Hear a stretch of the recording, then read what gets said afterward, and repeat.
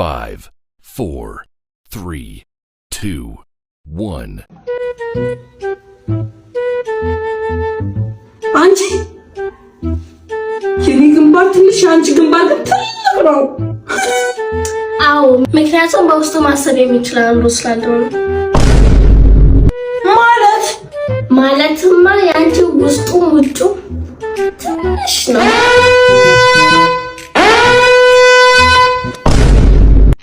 ሰማይ አራይን ነገር አስረጂ። ቆይ ስንቴ ነው ማስረዳሽ? በቃ አልገባኝማ። ድጋሚ አስረጂ። ምን ችግር አለው? ጉዳይሽ ነው። ድሮንም አንቺ አይገባሽም ማለት። ቆይ አንቺ ግን ከገንዘብና ከእውቀት ፈጣሪ ልስጥሽ ቢልሽ ምን ነው የምትመርጪው? ገንዘብ ነዋ።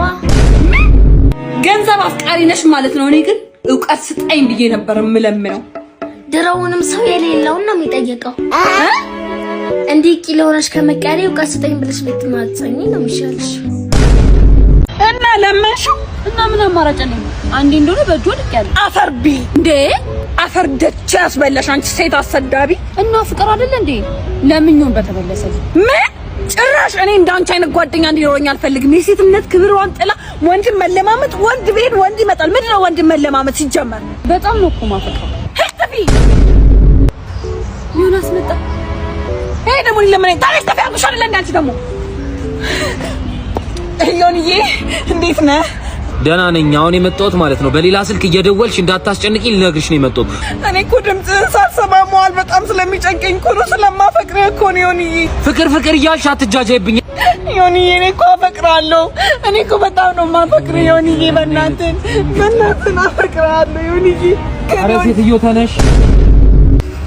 እየለመንሽ አላየሁሽ። የራሷ አሩባት የሰው ታማስላለች አሉ። ያስተዛዝባል ይሄ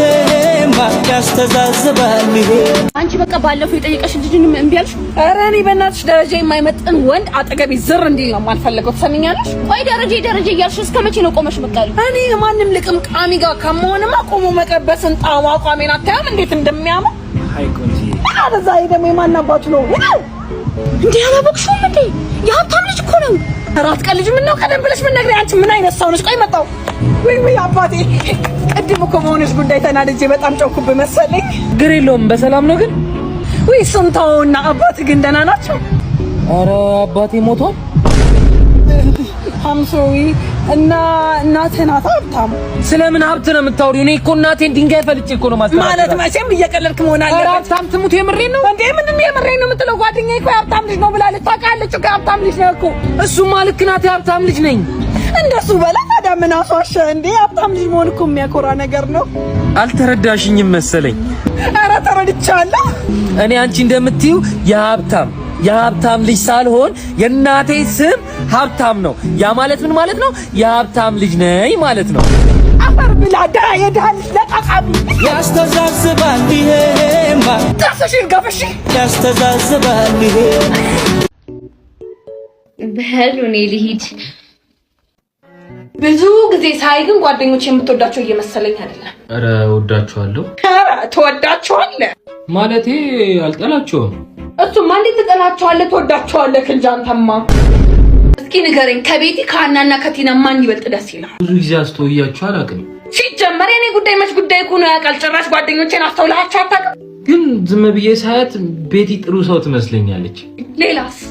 ያው ምስኪንም ለጋስም ትመስለኛለች። እንደው ምን ሰጠህ? ምን ለግሳት ነው? ቆይ ለጋስ የመሰለች ሳት ሞክራት እንዴት አባወክ ለጋስ መሆኗል? ኧረ እኔ ፍቅር፣ እኔ እኮ ምረጥ ስላልሽኝ እንጂ አንድ ቀንም ትኩረት አድርጌባችሁ አላውቅም። እንደው ትኩረት ካልሰጣችሁ ከጠፋ ጓደኞቼ እንደው ቤቲን እንዴት ቤቲ ላይ አይንህን ጣልከው እንዴ?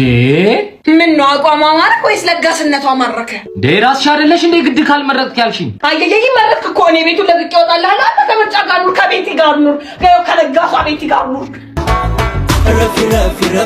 በጣም ተጠፋፋን እኮ። እስኪ ስለ አዲሱ ፍቅረኛሽ በደንብ ንገሪኝ። ወይ ሜሪዬ እባክሽ፣ ብዙ ጊዜ ስልክ ስደውልለት አያነሳም። ወይኔ እንደ ሌሎች ወንዶች አይደለም፣ ቢዚ ሰው ነው ማለት ነው። ደስ ሲል አይደል? ገምቼ ነበር። ደግሞ እኮ እንዳለ የኤክሶቹን ስም አንገቱ ስር ተነቅሰው። ዋው በፈጣሪ ስም ሮማንቲክ ነው ማለት ነው። ታድለሽ። ምን እሱ ብቻ የሆነ ቀን ስልኩን ላነሳስል ደንግጦ ገሎኝ ነበር። ወይኔ ምን አይነት ኩል ሰው ነው ግን! በእናትሽ ፕራይቬሲው ላይ በጣም ሲሪየስ ነው ማለት ነው። ቀላል ሲሪየስ ነው። የሆነ ቀን የሆነች ልጅ ደረቱ ላይ ተለጥፋ አላየኋትም መሰለሽ? ደረቱ ላይ ውይ ደረቱ እንደሚመችና እንደማይመች ለሌላ ሴት ቀድሞ እያስሞከረልሽ እኮ ነው እንዳይቆረቆርሽ የኔ ፍቅር። ብቻ ሶኪስ ይሄንንማ ድንገርሽ መሲ፣ ይሄንንማ ጠበቅ አድርገሽ ያዥሽ እንዳያመልጥሽ። እንዴ ሞቼ ነው ቆሜ። እሱ ከሚያመልጠኝማ ሞቼ ብቀር ይሻለኛል። ኧረ በደፋሽ አንቺ ከመሞትሽ በፊት እሱ ድብና አድርጎ ይገንሻል ይበልሽ። ምን አይነት ድብርታም ቀን ነው? አላ ዱካክ በዱካክ ሆንኩኝ እኮ። ሹፊ ዛጋ እንፍታታ እንዴት የለሁበት